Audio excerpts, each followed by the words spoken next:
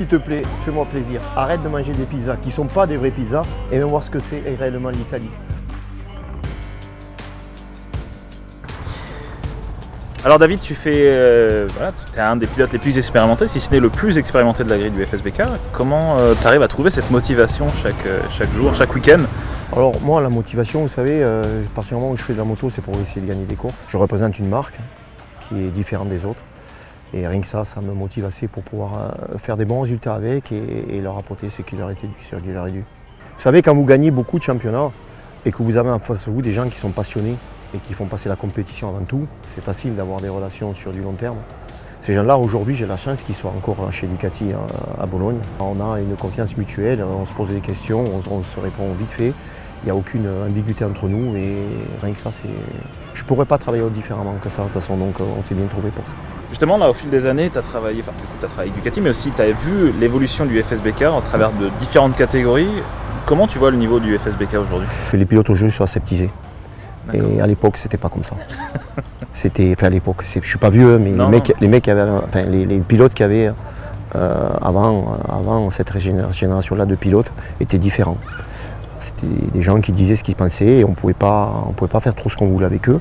Et je pense que c'est bien dommage que ça ait changé. Disons que moi, j'ai plus des affinités à dire ce que je pense et pas me laisser faire quand j'ai quelque chose à dire et faire ce que j'ai envie de faire. Au-delà de ça, de la fidélité qu'on parlait du Ducati, il y a aussi une fidélité qui est avec Michelin que j'ai eue. On a gagné ensemble, ils m'ont récupéré, je faisais des courses de Solex, j'étais tout gamin.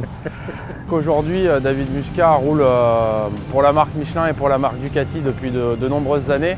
Je dirais un personnage emblématique sur le championnat de France. Cette fidélité qu'il a octroyée à la marque Michelin et à la marque Ducati a fait qu'aujourd'hui on continue à poursuivre ce partenariat ensemble. Alors Simon, tu travailles avec David depuis maintenant un peu plus de 5 ans, d'après ce que tu me disais. Déjà, comment tu peux m'expliquer comment s'est passé le passage du V2 au V4? Aujourd'hui, on est sur la V4R, là, celle-ci. Comment ça s'est passé pour vous? Nous, on attendait un peu ça parce que le V2, on est arrivé un peu à bout. Le V4, ça a vachement adouci ça a permis de préserver un peu le pneu. Plus de régime, donc une plage d'utilisation un peu plus grande, quoi.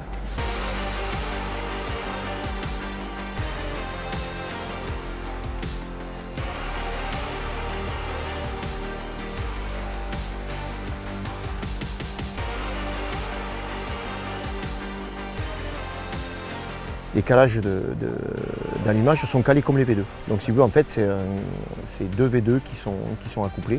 David nous parlait de la relation qu'il a avec l'usine, donc j'imagine que toi aussi tu fais figure d'interlocuteur avec cette usine. Comment se passe cette relation avec l'usine C'est simple, hein. Quand on a un problème, on envoie un mail ou on appelle et puis ils nous donnent des solutions. Dernière question, là il y a des pilotes de la mini GP qui sont là. Je sais que pour l'instant tu ne peux pas parler trop forcément aux jeunes, mais du coup, quel conseil tu leur donnerais justement à ces jeunes-là aujourd'hui? Alors déjà, j'ai un truc à leur dire, c'est que vu que l'âge qu'ils ont et vu le matériel dont ils disposent, c'est absolument des privilégiés d'avoir des parents qu'ils ont pour leur payer ça, parce que moi, j'avais pas ça à l'époque.